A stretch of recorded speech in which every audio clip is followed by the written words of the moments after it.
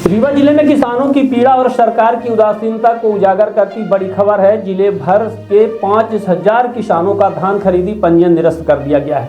सिर्फ रीवा ब्लॉक बस्ती क्षेत्र के 400 किसानों का पंजीयन भी बिना किसी ठोस कारण के रद्द कर दिया गया। ये सिर्फ संख्या नहीं, ये हजारों परिवारों की उम्मीदें हैं, मेहनत और पूरे साल की कमाई है, जिसे कागजों की एक कलम ने खत्म कर दिया।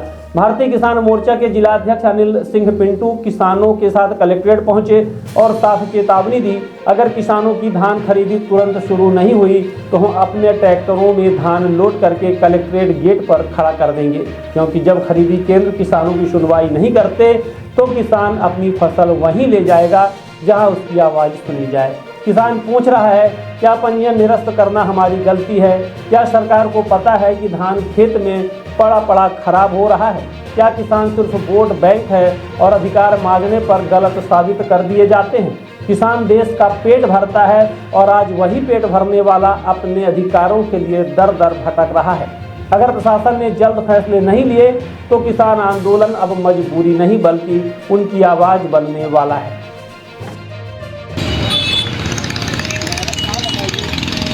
जिला प्रशासन मुर्दाबाद, जिला प्रशासन मुर्दाबाद, जय जवान जय किसान, किसान एकता जिंदाबाद।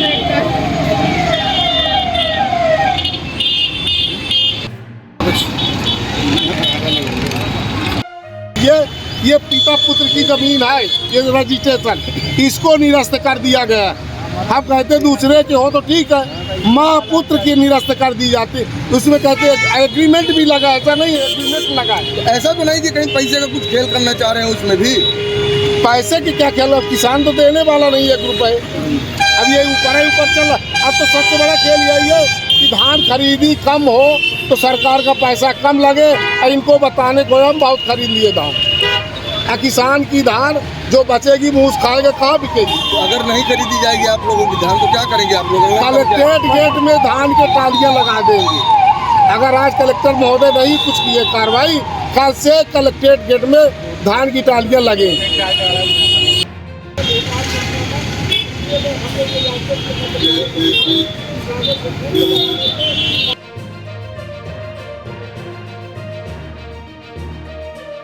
आज कलेक्ट्रेट के सामने आप लोग धरने में बैठे हैं, क्या हम लोगों को ये नहीं पता था, धान खरीदी केंद्र चालू हो गए थे।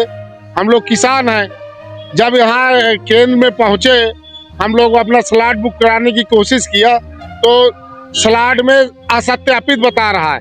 हम लोग कलेक्ट्रेट में संपर्क करने की कोशिश किया तो वहाँ से पता चला कि आप लोगों का रजिस्ट्रेशन निरस्त कर दिया गया है।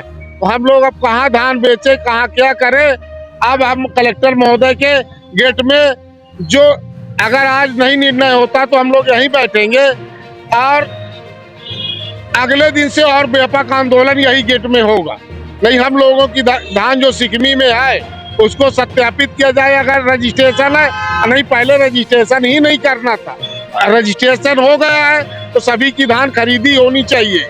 नहीं, अब आर पार की लड़ाई होगी सरकार से। ये कितने किसान हैं, कहाँ के? रीवा ब्लॉक में यानी यहाँ के लगभग 4 जिले में लगभग 5000 ऐसे किसान हैं जिनका पूरा निरस्त कर दिया गया। क्या लगता है किसका निरस्त किया गया?